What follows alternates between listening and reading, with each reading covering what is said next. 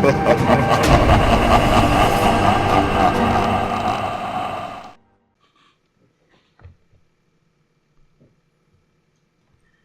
works alone, his hands defiling the bodies of the dead in his thirst for knowledge and power. His name is Adam Crowley, a man who was once respected in the field of science until fate led him on another path towards black magic. Now he's in possession of the mythical lost diary of Samuel Pepys, a volume that contains the detestable rituals of the demon-worshipping Brotherhood of Hecate. Soon he will complete his work. Tonight, as the sun sets on London one last time, he will unleash his demonic brood onto the streets, and should no one stop him, this city will be consumed by a horde of nightmare creatures. Happy Halloween and welcome back to Narwhal and Classix Post Play Podcast. Happy Halloween. We're doing nightmare creatures. Yes, we are. This is not going to be a very particularly long podcast, as this is not a particularly deep game. There's not a lot of story to this. What story there is found in the fricking manual and is not expressed in the game itself, so as in my opinion, it does not necessarily need to be considered. And it's mostly this one's mostly exploring the gameplay. But the story is, you got two characters, you got Nadia and Ignatius. Nadia fights with a sword, Ignatius fights with a kind of quarterstaff. And they have their own things going on, but you take them, you fight through various areas of Victorian London, fighting all sorts of beasties, with your main weapon and all sorts of Castlevania-esque sub-weapons, until you find and defeat Mr. Crowley. Yes, so the monsters consist of werewolves, Zombies. black gene zombies, Yep. blue gene zombies, which are more defensive than black gene zombies. Brown gene zombies, who are massive and blue. I don't remember brown genes. They're the big blokes, the big blue blokes. Oh, I wouldn't say I would never thought they were zombies. I would class them more as giants. Well, they're clearly undead of some kind. But they're if you've seen Kid Icarus's video on Nightmare Creatures, they're what he used to call snowman in the pants. And then you've got those like spider-like creatures Spider-like creatures. You got irritating flying things that shoot fireballs at you, as they always do. And you got bats. You got dudes in overcoats and top hats with knives. Yep. Who, even though this game takes place before Jack the Ripper, seem very intentionally designed to evoke Jack the Ripper. Yeah, this game's set in 1830, is it? I believe so.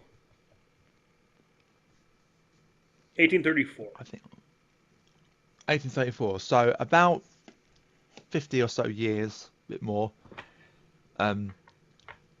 than Jack the Ripper, who terrorised London in Whitechapel between for a few months in 1888, called the Autumn of Terror, as it's more widely known over here.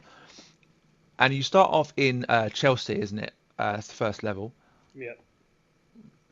And you break boxes to find items. You do all that kind of stuff. You have to shoot barrels that explode so you can get through gates. A few notable sub-weapons. You have the standard pistol. Yep. You have the multi-shot pistol. Yep.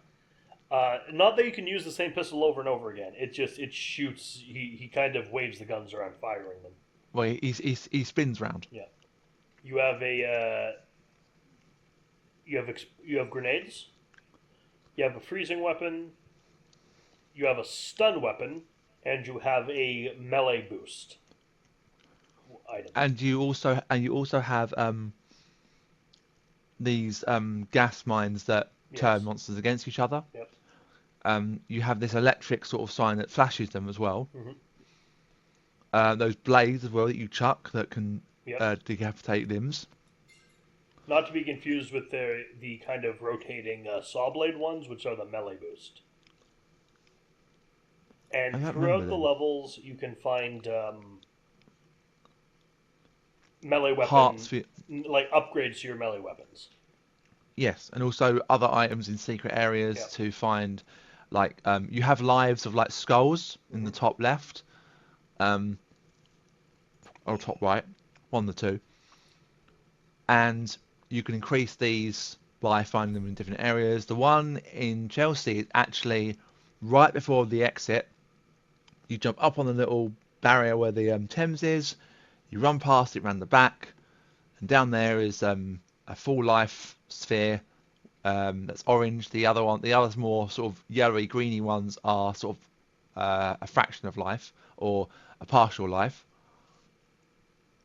And And as I said, the melee weapon upgrades.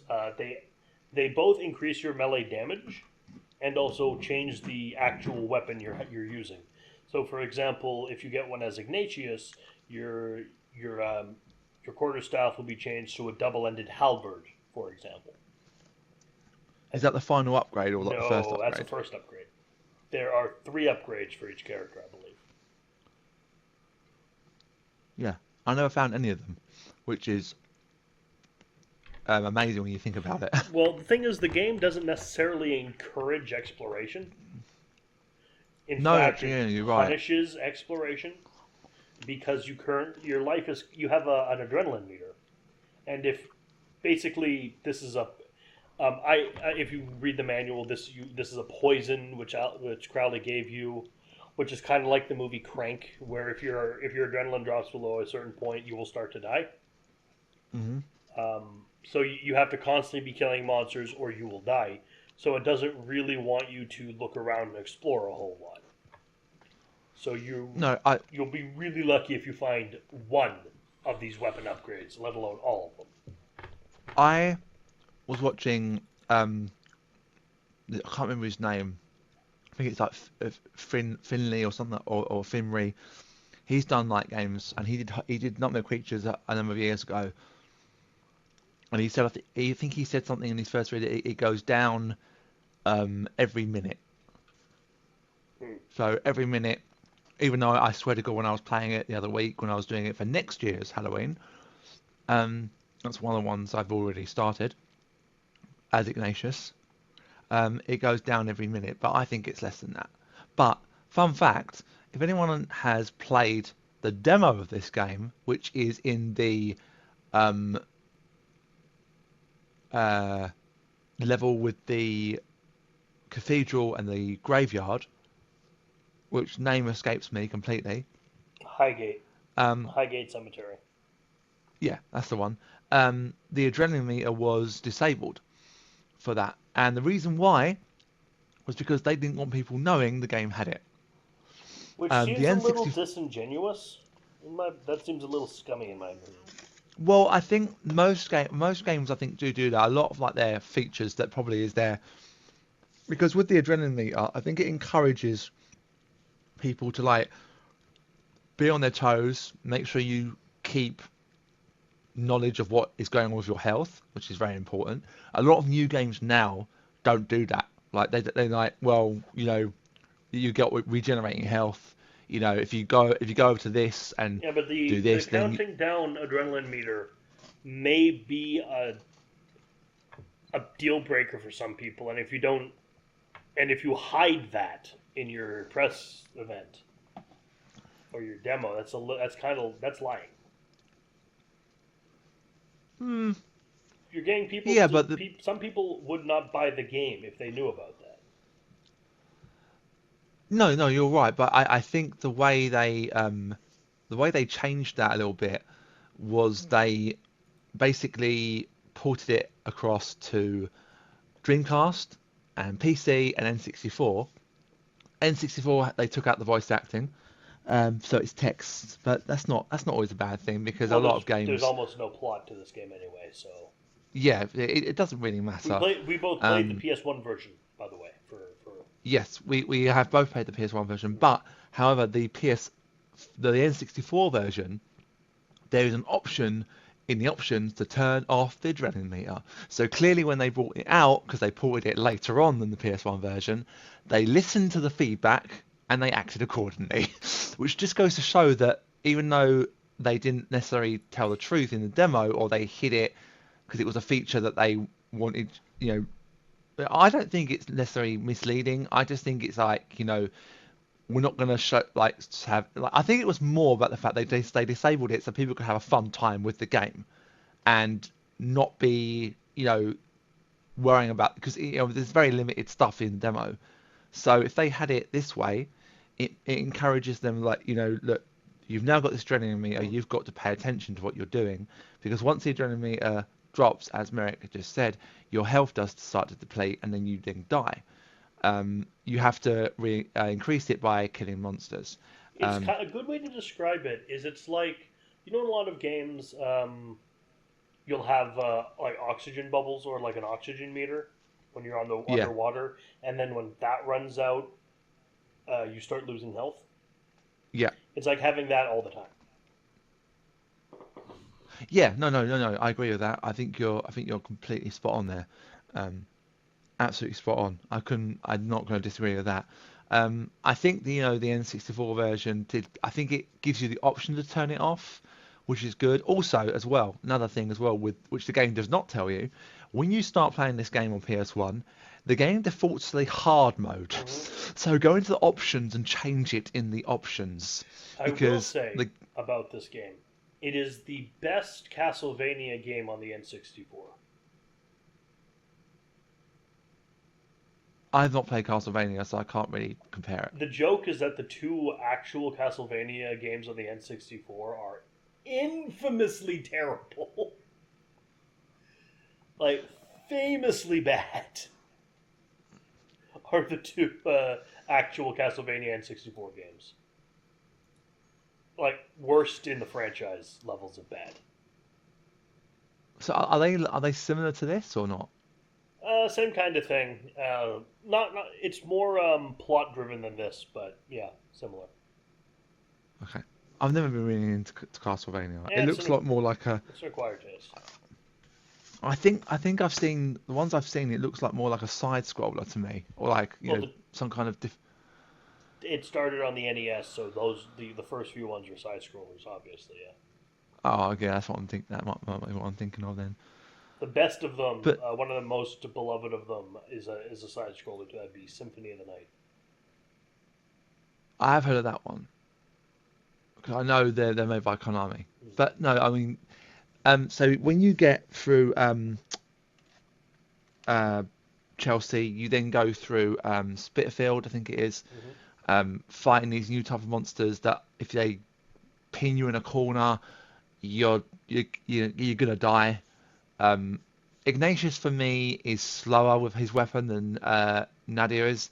But Nadia the is but the benefit in from as someone who played Ignatius, Nadia's faster, but her attacks are mainly forward.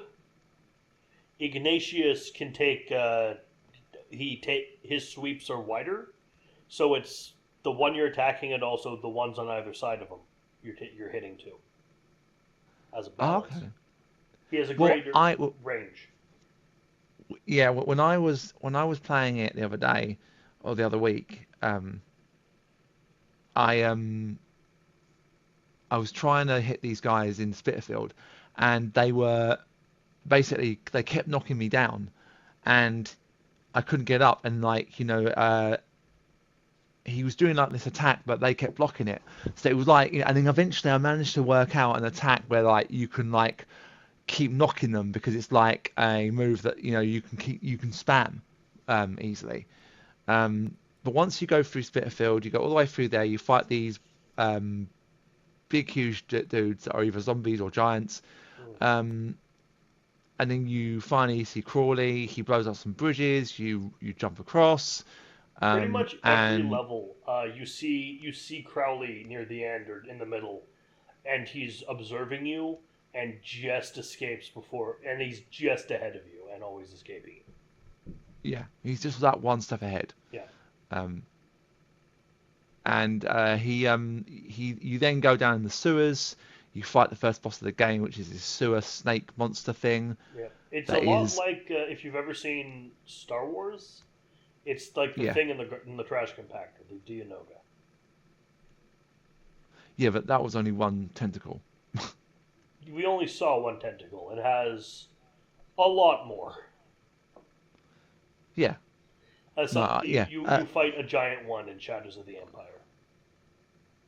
Oh god. Yeah, Um, it's that game is, by the way, actively sadistic. well, that'll be another podcast. Well, you have to play it first, Yeah, yeah. and I can't Yes, recommend you do that for your own health. oh dear.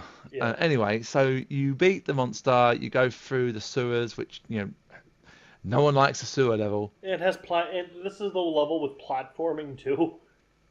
and it also has these snake things that come out of the Mm. water that can hit you as well. And the platforming's not good.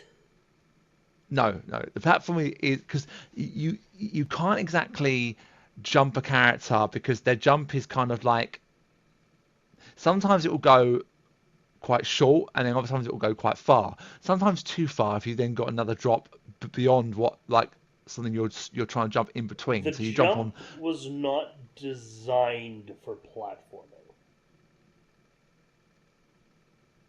I think yeah, good point.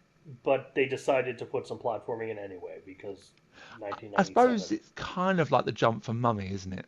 When Rick, A little, but he there's does. actually more platforming in Mummy.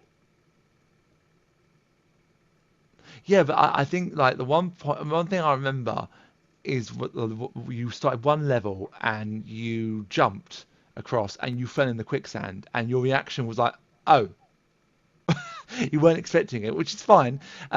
It wasn't expected, but it was just a bit humorous. But it's kind of like that where like sometimes you might not you might think like it's like when you think you can do a jump in a game, but you're just missing by the nearest of nears. Mm. Um, so so then what's the level after the sewers? It's like the docks, isn't it? Yeah, you come out to the docks. That's where I found the first weapon upgrade and some barrels. And it's you're just fighting your way through to get across them. Yep. Um, and then the next level, which I cannot remember. Nightmare creatures. The thing is, they tend to bleed together after a while, so it's kind of hard to remember because it's just Oh, you Spitalfield, know, so it's Thames Tunnel, India Height. Then it's a cemetery after the dogs. yeah. Then it's the cemetery. Then it's Hampstead Heath. Then Queen Height docks, more docks, great. Then there's City, then Smithfield. Then you fight a boss in an abandoned church, and that was the dude chucking snowballs at you. Yeah. Then it's the Regent's Canal, London Zoo, which I think a lot of people do like that one. That was a quite cool. That Uh, was a cool one, mainly because the insinuation that a lot of like the weirder things he's sending at you, he's mutated some animals. Like there's a gorilla monster, for example. mm, Marylebourne, then Bloomsbury. Bloomsbury's fun. um, Plimlico, a burning warehouse where you fight another Jack the Ripper looking bloke. Westminster, as in the Abbey, Westminster Abbey, and then the yep. roof of Westminster Abbey Yeah. So where you fight the big guy. Westminster level 15 is like outside. You're going from the outside. I think it's inside.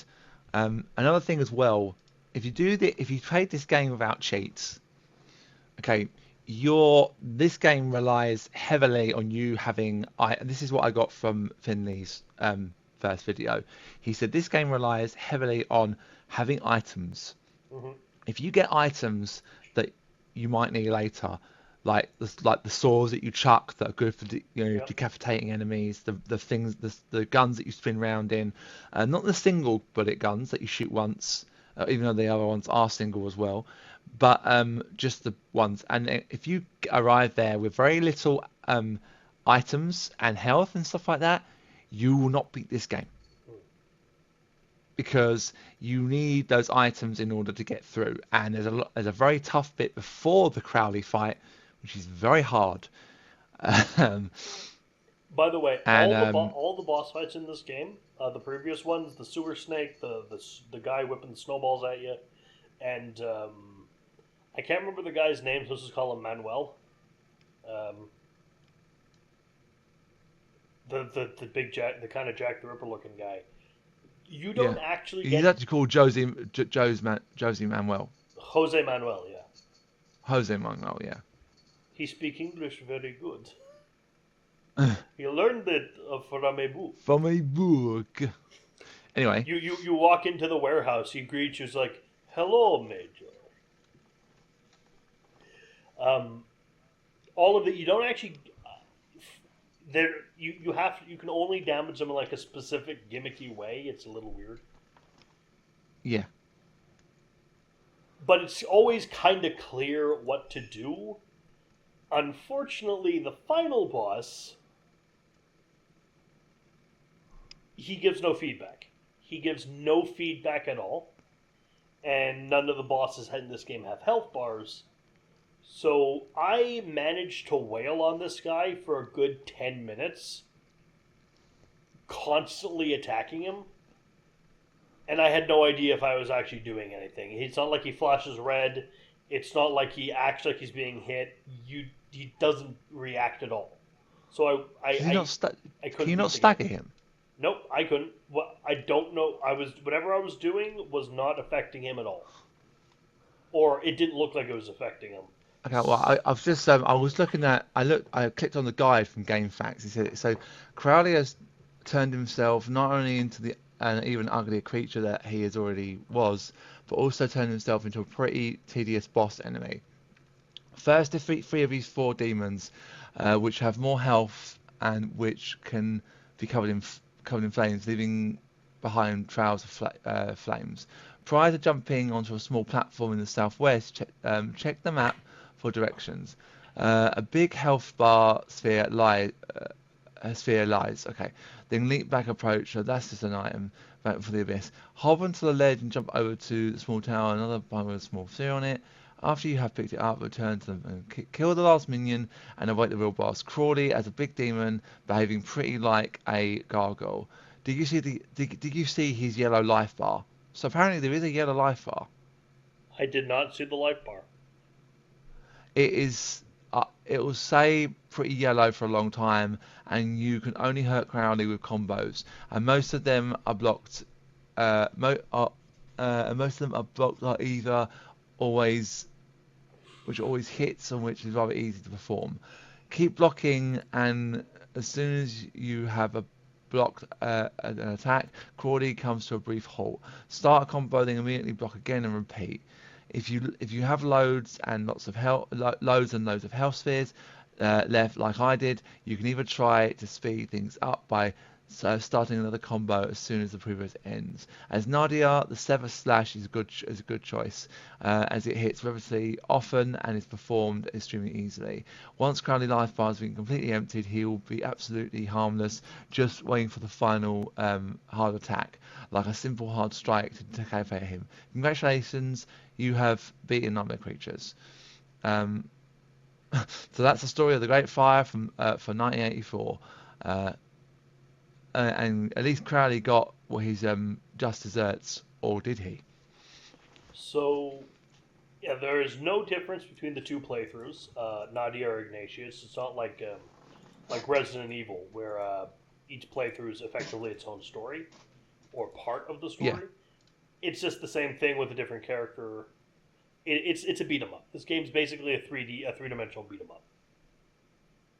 but I think a very solid beat 'em up. Yeah, it's good. I think it would. I'd like it more if it wasn't on the PS1.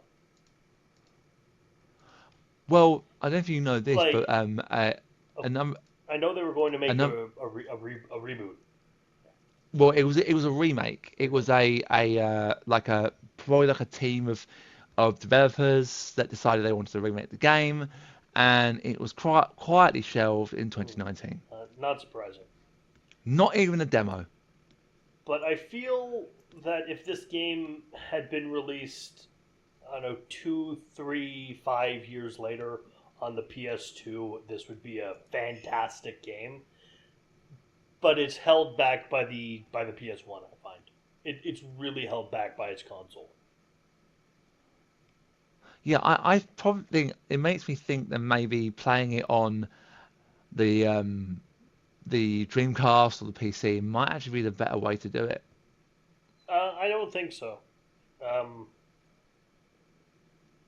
I think it, I think it's held back by the time. I misspoke when I said console. It's held back by when it came out, by the time period it came out in.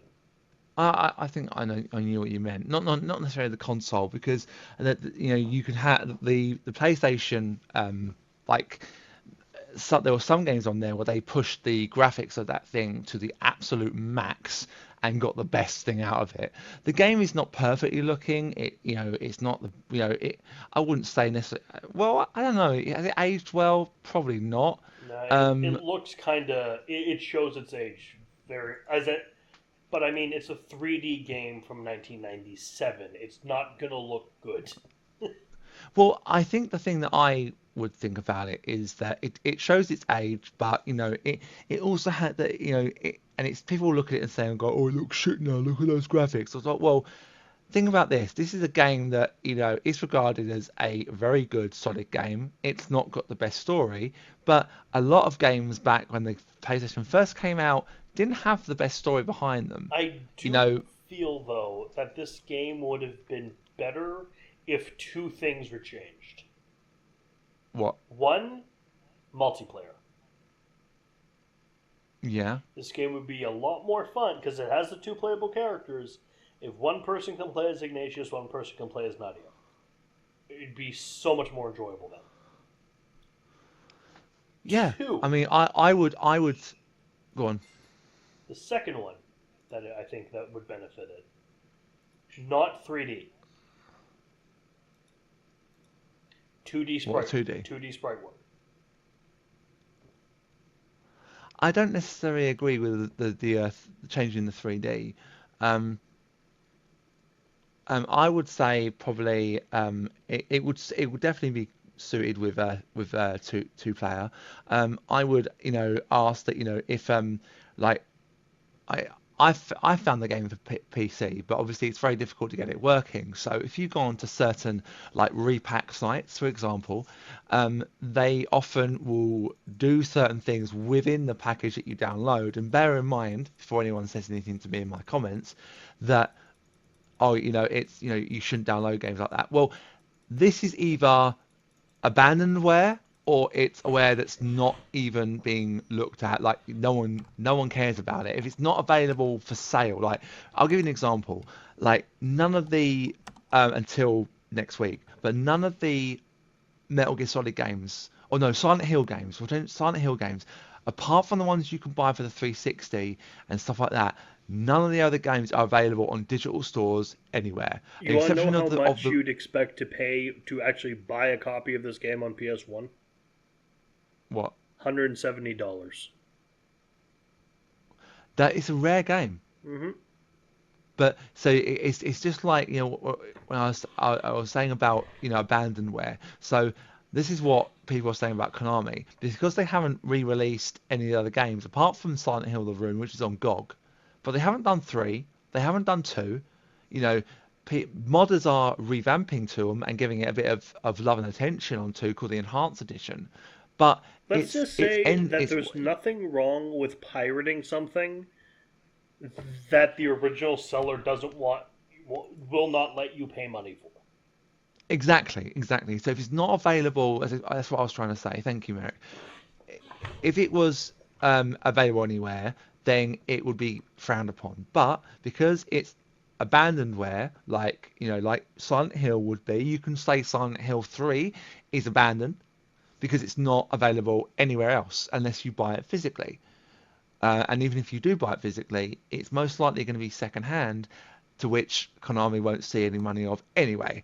So especially if you buy it privately, like on eBay. So these people, what they do for these repacks, and I would recommend looking at these repacks because they do allow old games like this to run on modern computers with certain different, like they go into the files and stuff and change things. So if you want to play this game on PC, there is a chance you can do it. There is a site that I use that I found actually that actually had a lot of things. One of which was the Blair Witch games. You can't buy them anywhere at all, apart from eBay. And they are abandoned. These people have done. They use DJ Voodoo that just change certain files in the installation folder, which allow them to run on modern day computers. Like the Blair Witch Project, as soon as he did his change for me, it worked a treat. Mm. So this can happen with these games. You know, like the old Tomb Raider games don't run with controllers, but if Yeah. you go on on the websites, they make them so they can run with controllers. They make it easier for you. So these people, like, you might frown upon and say, well, they're pirating. No, they're not pirating because they're not. It's not like they're changing something major in the game. If you take a game and you change something completely, like you steal assets, that's different. That is stealing. But if you just mod something to allow it to run better, there's nothing wrong with that. You can say the same thing for the Resident Evil 2 on PC, Mm. the Classic Rebirth. So I know I've gone off topic Personally, slightly there, but I tend to be pro piracy in many respects, especially if a game is riddled with DLC and mm, microtransactions and stuff. The only real like I will not pirate this that I have is if it's an indie title. yeah, Indie titles I'll buy. Like big company stuff, not so much. Or especially going into film, and obviously you've seen my channel. I watch a lot of obscure movies. There's a movie called Rock and Roll. I have no qualms at all about downloading a torrent of this movie. Why? Because the only other way to get this movie is to buy a DVD copy on Amazon for it's like $115 or $250. Jesus Christ. And no, I'm not paying that for a DVD. Like that's ridiculous. Okay, that's not Like, necessarily true. I'm not paying that for just a normal DVD. If it's like one of those special edition DVDs, like I have the Necronomicon from this copy of Evil yeah, Dead, like a fair. collector's edition. Yeah, yeah, For if it's that, fine. If there's other shit in it, fine. Or the Sphere edition of Phantasm that I've been looking for a while. That whatever. But if there's no reasonable way to buy it legally, then the only other option is piracy. No, I don't disagree with it. You know, a lot of people don't like it, but the thing is that There are people who don't like it, but most of those are business or the people working in the industry, and not doing the actual work in the industry, but like CEOs and shit and yeah, executives. and that's why there was I'll mention this one site that I used to use for ROMs and stuff like that for emulating PS2 and stuff like that. It was called EMU Paradise. Yeah, Now, it got shut down quite a number of years ago, and you are missed. You are well yes, missed. you are missed. And I don't think it was this reason why it shut down, but there was something that happened that shut it down. And there was a thing that happened when it was Nintendo that came in and said, if you have our stuff on your site, we're going to come after you. And they went after EMU Paradise. Now, other sites have replaced it. Now, for a Uh, while, actually, it wasn't completely shut down, but you could not download Nintendo IP from it. Those were disabled.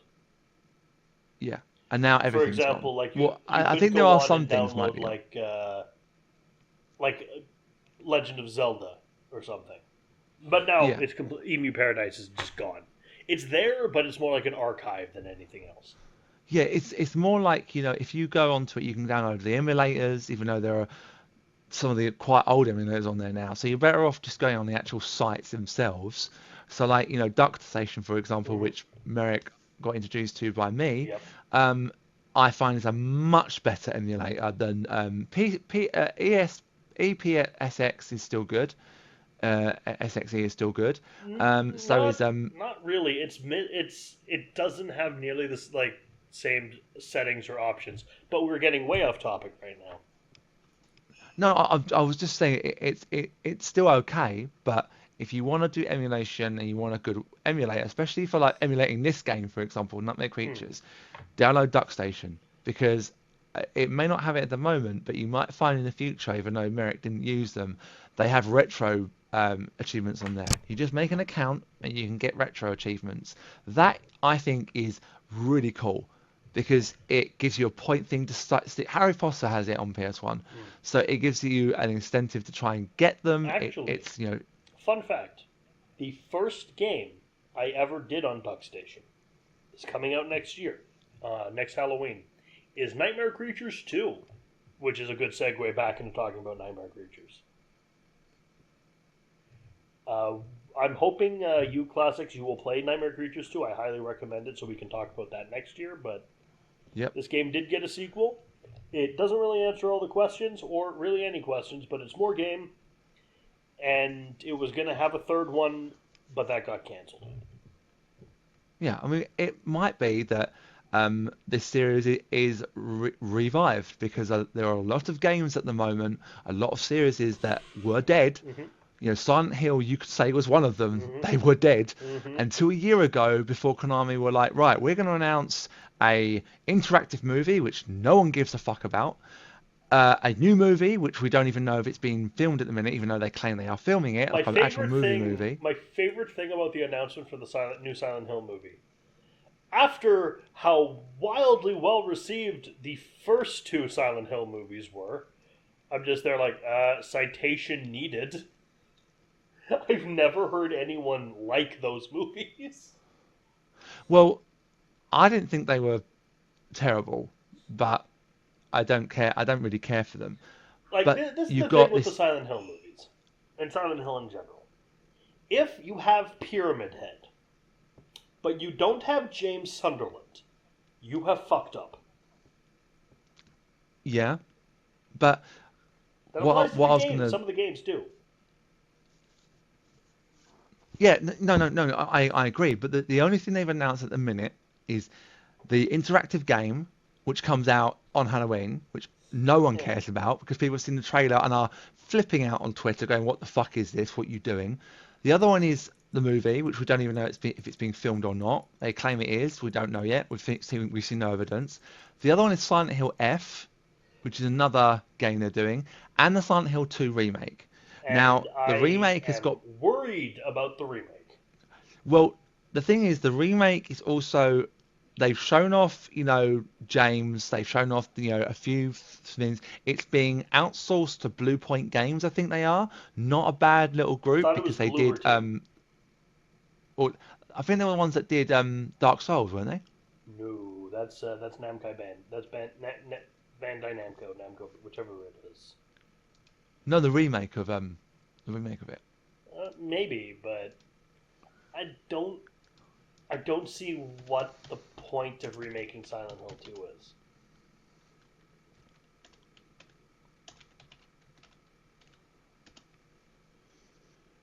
Um, Anyway, but that might happen. We've kind of lost the plot a bit here. Um, I know it's kind of hard to separate levels. Favorite, least favorite level of Nightmare Creatures. oh no, just so you know, you were right.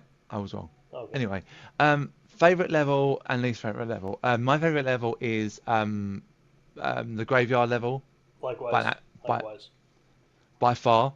Um, I love how it starts. You go through the old cemetery with all the doors opening, and that was in the demo, and that's what drew me to this game. That's what I loved about. That's the thing I always remember about this game. Whenever I think about Nightmare Creatures, that level comes into my mind. It's like an image that's burnt into your brain.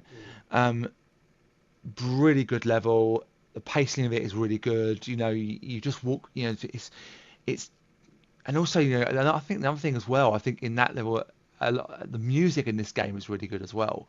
Um, and yeah, it's just walking through there. You fight those bat things. Yeah, it's a great level. Least favorite level, I'd say probably is the sewer level. Probably leading from the sewer boss creature to the sewer level itself, or the sewer, whatever it's called, the Thames tunnels. Yeah. Um, so yeah, um, not the I fact that, you know, I agree with you. It's same for me on both. yeah, Though my liking I of the cemetery is more just I like the ambiance, and I just since I'm doing it as a Halloween let's play, there's something so innately Halloween about a cemetery, like a proper crypts and mausoleum cemetery. Like you feel that Tales from the Crypt's about to start up any second, kind of feel. I like it. yeah, yeah. So rating for you?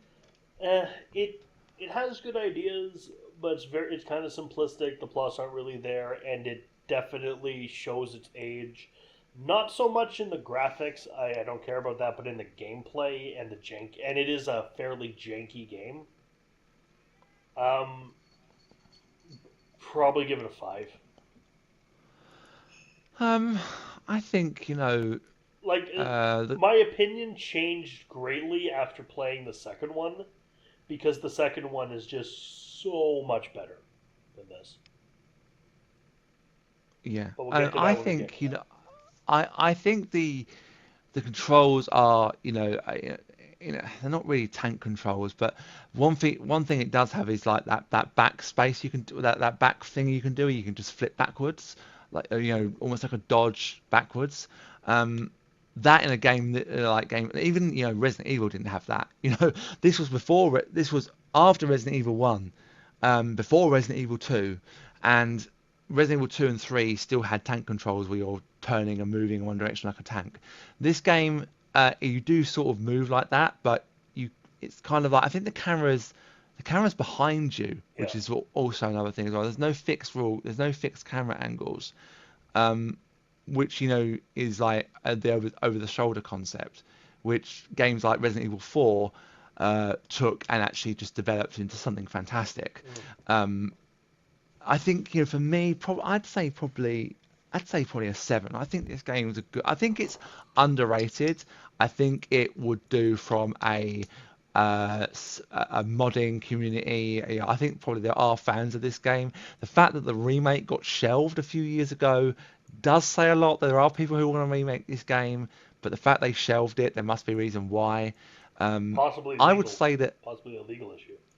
maybe, but I think the other thing as well is that when there was like the RE2 Reborn coming out, for example, a lot of fans, really were nasty to them at one point. I was on Facebook when this happened, and they came out and said, if we get any more abuse, we're not going to do it. We're going to cancel it. That kind of stuff there. If people are going to do it, if they're going to take their time, let them do what they got to do.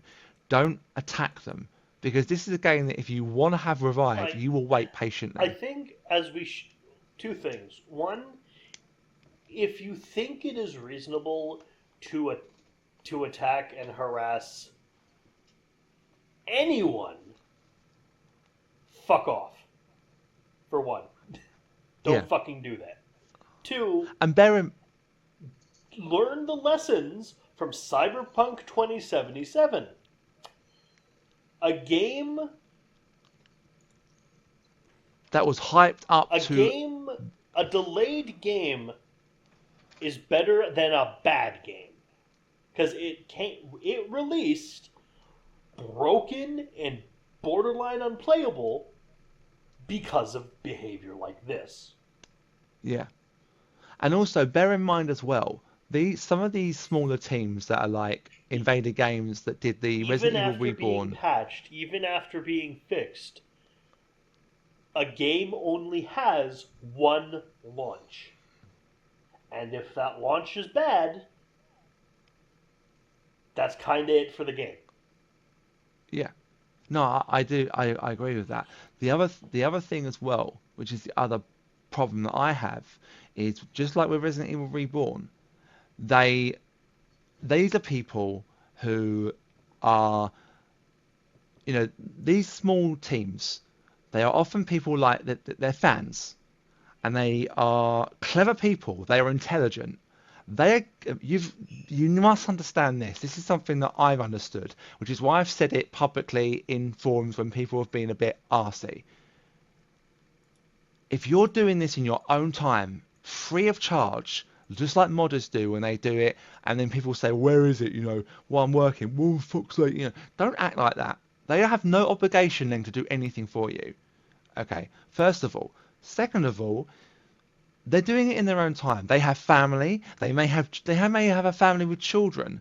Okay, like Aidan Watkins. I don't mind mentioning him. He's a friend. I think his work is fantastic. He sort of went quiet for a little while, and then we got a announcement on Patreon. He'd had a little girl that took priority. People are having that kind of stuff, and if you attack them, think about what they're doing for you. They are giving up their own time and energy to make something that you want them to do. And if you are really want it, you will wait. RE2 Remake is a prime example. The fans asked Capcom, they said no for years. Then they did it. Everyone lost their minds. And they made it brilliant. Another even more prime example. A Song of Ice and Fire. People have been harassing George R.R. Martin for decades now about the seventh. Is this a game or a film? Book. It's the Game of Thrones books. Everyone's like, "Oh, when's the sixth book?" The sixth book is coming out never. That book is never going to be written. He's probably completed it. He's probably completed the sixth and the seventh. But because you people fucking harassed him for years about it, nah. I wouldn't either. If you're going to act like children, then you're going to get treated like children. Yeah, exactly. No pudding for you. And that's exactly what Invader Games came out in a public post on their Facebook page and said, "We are not going to be bullied, harassed, or pestered for this game. And if you do, we will not do it." Exactly. And then they were told to stop by Capcom.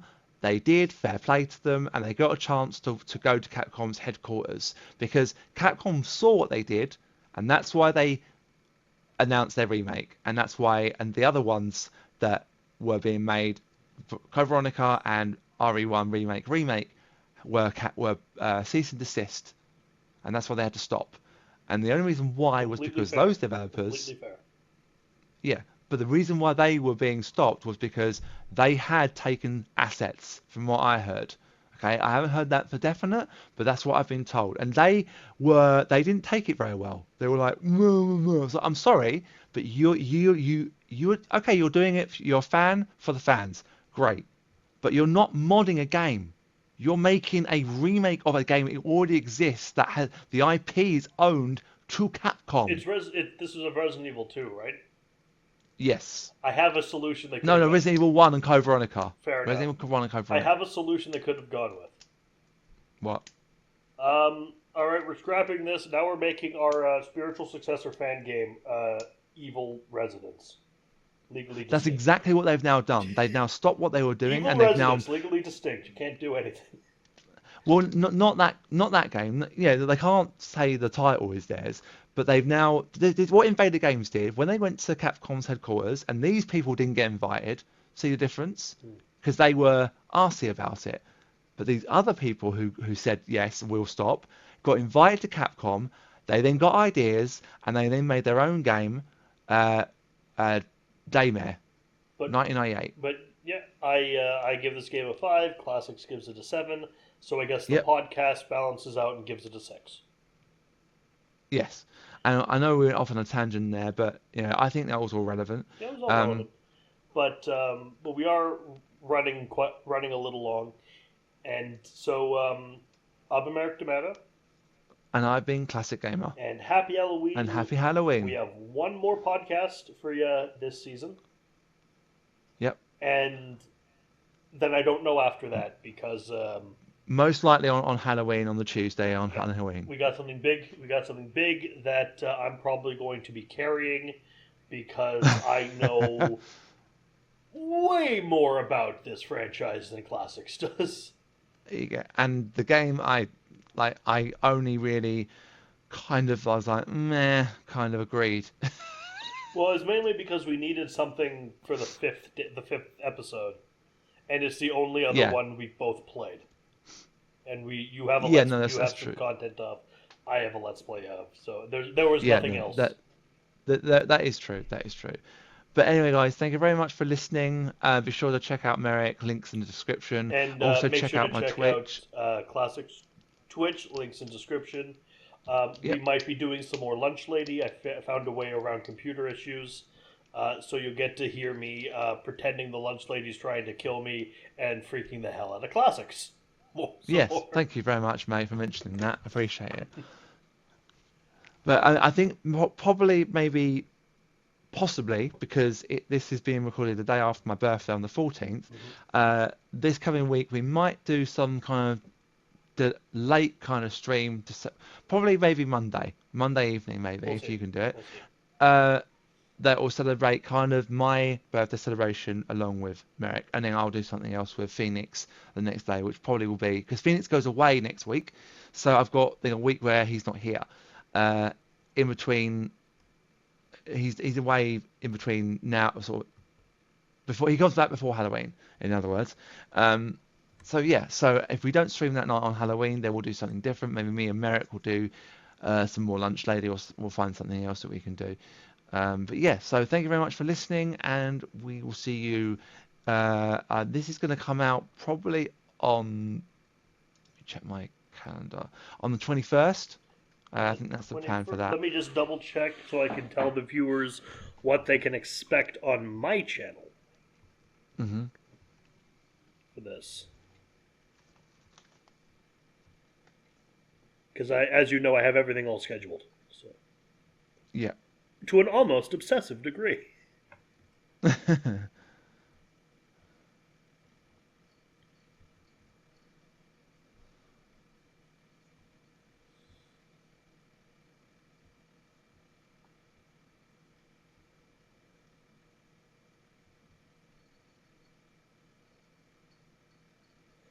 21st.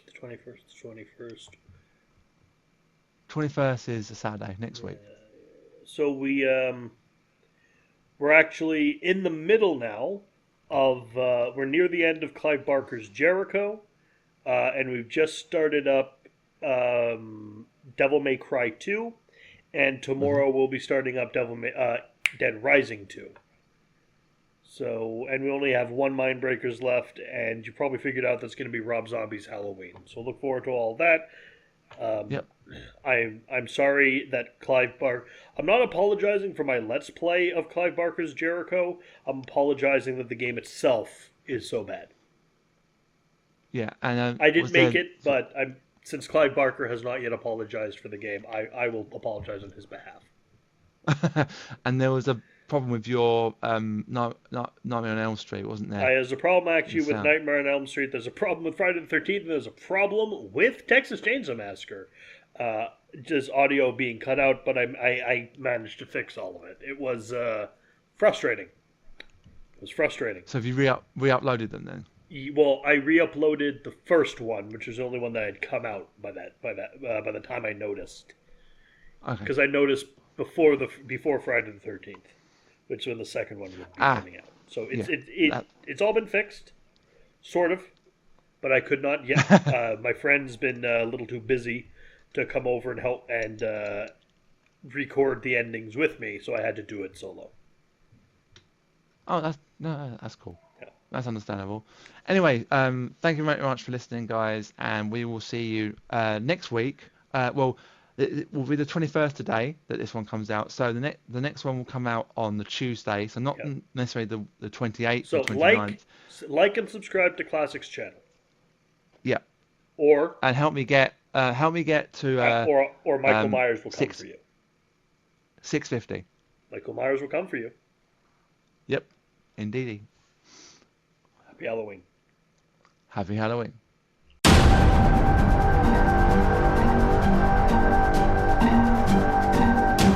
Ha ha ha ha ha ha!